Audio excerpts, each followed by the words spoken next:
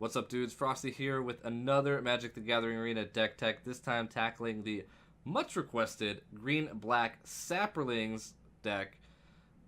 We took this through a couple queues. I was not necessarily impressed with it, but I could see the sort of charm behind it. It is a token producer, massive swarms of SAPROLINGS within a very short period of time. Tackling it with the Spore Crown Thalid in order to pump up your dudes. Song of Frailes as well once it reaches stage 3. And then cards like Path of Discovery that every time a token comes in, they're probably getting bigger. But as always, we start with the mana base. Obviously, it's only green-black, so it's not a whole lot here.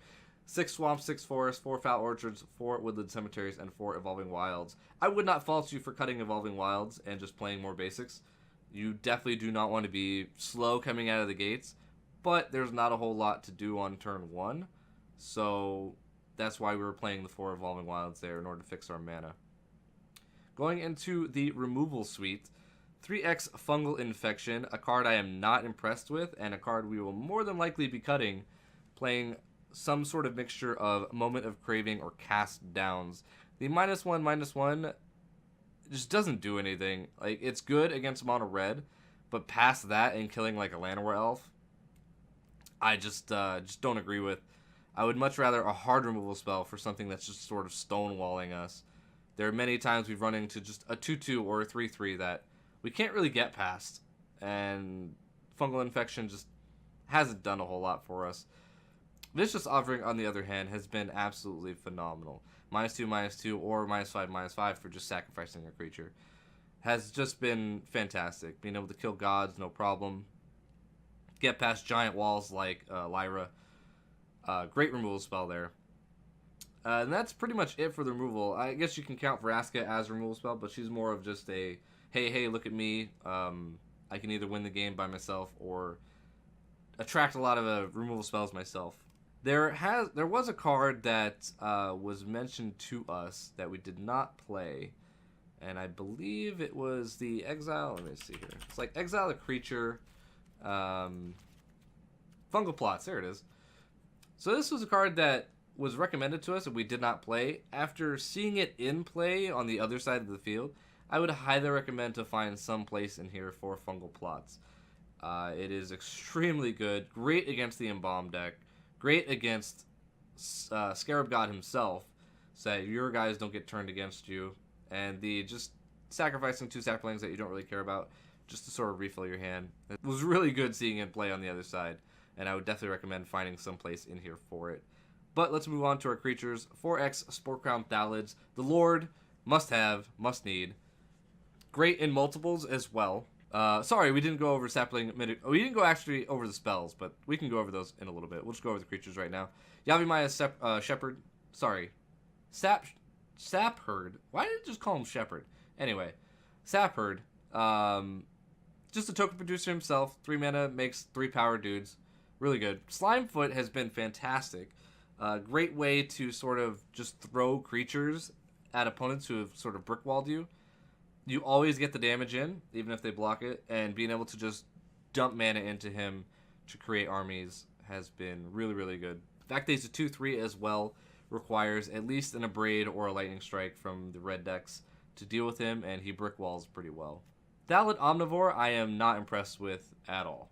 I just haven't been impressed with it.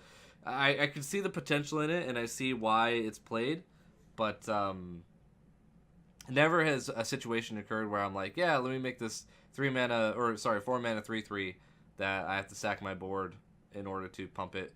I would not recommend playing Omnivore. Instead, play Fungal Plots. Path of Discovery, though, has been great. Setting it up and then creating all your tokens after the fact, coming in as 2/2s, creates an incredible board presence. And then combined with the Spore Crown Thalid or the Tendershoot Dryad, you create an army that is very, very hard to block, stop, and requires things such as Sweltering Suns or Hour of Devastation, which, of course, if your opponent plays it, then you're kind of just dead. And then Tendershoot Dryad. This card is pretty much the whole reason to play this deck, I feel. It's already played in the red-green decks or the other black-green Explorer decks just because of the token producing it does. And then the +2/+2 on top of that creates a token army that is, again, very, very hard to deal with. And then, speaking of all the tokens that we make, let's go over actual token producers. Saproling Migration and Spore Swarm, both coming out of Dominaria, common, uncommon. Very, very good. Spore Swarm, I didn't realize was an instant at first. It took me a while to realize that was an instant. I kept playing it on my turn until somebody in chat pointed out that I was an idiot. It's very good. Good on blocking if need be, but being able to just sort of army in a can and end a turn, untap and play Spore Crown Thallid or the Tendershoot Dryad. Fantastic. Song of Freyalise requires a lot of setup, but allows you to ramp out extremely quickly.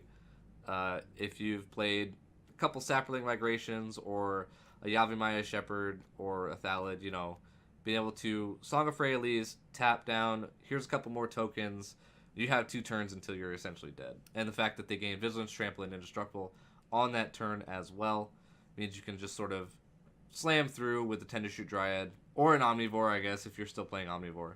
I guess that's kind of the point of that. But it does require a lot of setup. It does require that you have tokens in play and you're not currently getting run over. But much like every token deck, your resiliency is sort of mitigated by how many sweepers your opponent can have. If you're going up against a blue-black control deck, you have to deal with not only Golden Demise, but the amount of counterspells run as well, trying to resolve your Tendershoots or your Vraska or anything like that. And then if you go up against Grixis decks, they have Sweltering Suns or Hour of Devastation. That can hurt quite a bit. The blue-white decks, not so much. They do not have access to Fumigate, which makes this deck sort of viable right now. They only have access to Settle the Wreckage, which, of course, you know, that's something that you yourself have to play around. That's been Green-Black Saprolings in a nutshell. It's a fun deck to play. It requires, I think, a lot of time invested into the intricacies and a lot of time invested into the matchups, knowing the order that you have to play things in, what you can attack with, if you can attack at all, the setup required for it, having Path to Discovery in play, then playing all your tokens and trying to get a Song of Freyalise off, has been tough. Has been very, very tough. There's probably a more focused version of this deck out there. If you guys have changes you'd like to make, let me know in the comments below. Like I said, the one recommended change I have right now is to probably remove Fungal Infection and play Fungal Plots instead. But it's been a lot of fun, and I'd like to see where this goes if more and more tuned lists start coming up. I've seen it once or twice in QCQs. Each time, though, Sweltering Suns has kind of taken care of it. Anyway, guys, that's it for this deck tech. Thank you so much for watching. My name is Frostie, and I'll see you next time.